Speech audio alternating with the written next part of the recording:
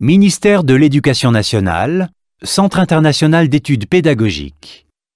DELF niveau B2 du cadre européen commun de référence pour les langues, épreuve orale collective. Vous allez écouter plusieurs documents. Avant chaque écoute, vous entendez le son suivant. Pour répondre aux questions, cochez la bonne réponse. Vous allez écouter 2 fois un document. Vous écoutez une émission à la radio. Lisez les questions. Écoutez le document, puis répondez.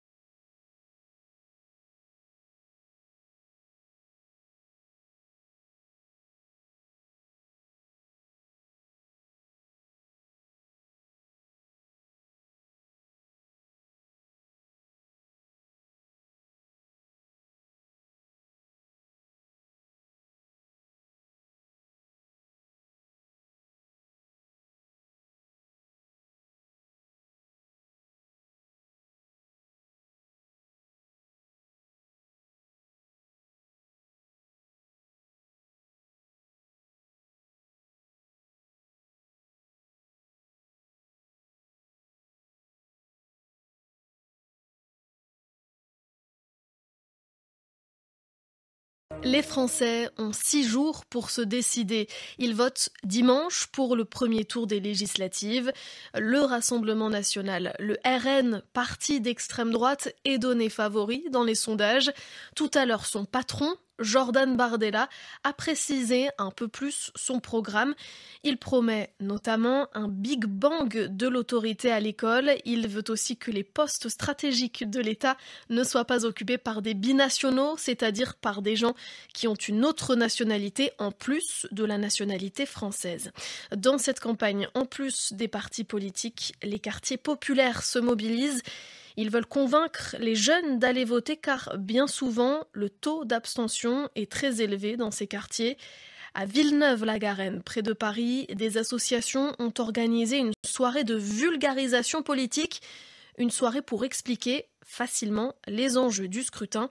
Reportage d'Amélie Beaucourt. Dernière question, et on fait gagner un paquet de bonbons aux gagnants, c'est le moment d'être rapide. De quand date la dernière cohabitation ? Quiz, débat, bonbons et pizza pour décortiquer les législatives. C'est le programme de cette soirée à thème à laquelle participait vendredi Anas, 19 ans, habitant de Villeneuve-la-Garenne. Je suis venu un peu me documenter sur la politique en général. Je me sentais un peu fragile sur ce sujet parce que je ne pensais pas qu'un tel vote pouvait autant nous impacter dans le quotidien. L'étudiant fait partie des 65% d'habitants de la ville qui ne sont pas allés voter aux élections européennes. C'est à cette occasion qu'Awefa Fagbemi et son équipe de l'association Cité des Chances ont été invités. Leur mission, vulgariser la politique dans les quartiers populaires. Ce candidat-là, il n'a pas été élu député à 4 voix près. Ça peut être impressionnant d'aller dans un bureau de vote quand à la maison papa et maman ils votent pas. On peut se dire que j'ai pas ma carte électorale, ça veut dire que je peux pas aller voter alors qu'il n'y a pas besoin de sa carte électorale. Aujourd'hui on peut même voter avec sa carte vitale, c'est une photo dessus. C'est un peu ramener aussi l'information pour que les barrières administratives au vote soient levées finalement. Au total ils étaient une petite centaine ce soir-là, bien plus que ce qu'avaient espéré les organisateurs. Et le message est passé le 30 juin et le 7 juillet. Il faut aller voter. Bien joué, bien joué, bien joué. Okay. Reportage d'Amélie Beaucourt.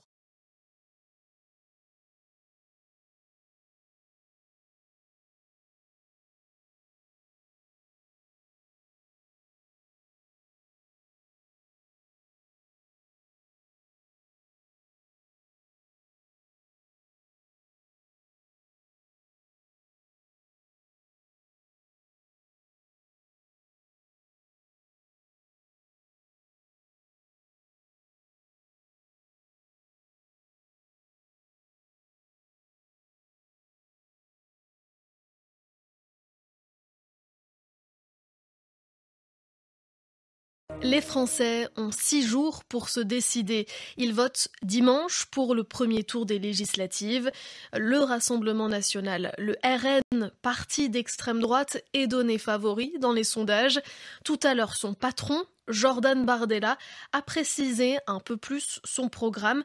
Il promet notamment un Big Bang de l'autorité à l'école. Il veut aussi que les postes stratégiques de l'État ne soient pas occupés par des binationaux, c'est-à-dire par des gens qui ont une autre nationalité en plus de la nationalité française. Dans cette campagne, en plus des partis politiques, les quartiers populaires se mobilisent. Ils veulent convaincre les jeunes d'aller voter car bien souvent, le taux d'abstention est très élevé dans ces quartiers. À Villeneuve-la-Garenne, près de Paris, des associations ont organisé une soirée de vulgarisation politique, une soirée pour expliquer facilement les enjeux du scrutin. Reportage d'Amélie Beaucourt. Dernière question, et on fait gagner un paquet de bonbons aux gagnants, c'est le moment d'être rapide. De quand date la dernière cohabitation? Quiz, débat, bonbons et pizza pour décortiquer les législatives. C'est le programme de cette soirée à thème à laquelle participait vendredi Anas, 19 ans, habitant de Villeneuve-la-Garenne. Je viens un peu me documenter sur la politique en général. Je me sentais un peu fragile sur ce sujet parce que je ne pensais pas qu'un tel vote pouvait autant nous impacter dans le quotidien. L'étudiant fait partie des 65% d'habitants de la ville qui ne sont pas allés voter aux élections européennes. C'est à cette occasion qu'Awefa Fagbemi et son équipe de l'association Cité des Chances ont été invités. Leur mission, vulgariser la politique dans les quartiers populaires. Ce candidat-là, il n'a pas été élu député à 4 voix près. Ça peut être impressionnant d'aller dans un bureau de vote quand à la maison papa et maman ils votent pas. On peut se dire que j'ai pas ma carte électorale, ça veut dire que je peux pas aller voter alors qu'il n'y a pas besoin de sa carte électorale. Aujourd'hui on peut même voter avec sa carte vitale, c'est une photo dessus. C'est un peu ramener aussi l'information pour que les barrières administratives au vote soient levées finalement. Au total, ils étaient une petite centaine ce soir-là, bien plus que ce qu'avaient espéré les organisateurs. Et le message est passé, le 30 juin et le 7 juillet, il faut aller voter. Bien joué, bien joué, bien joué. Okay. Reportage d'Amélie Beaucourt.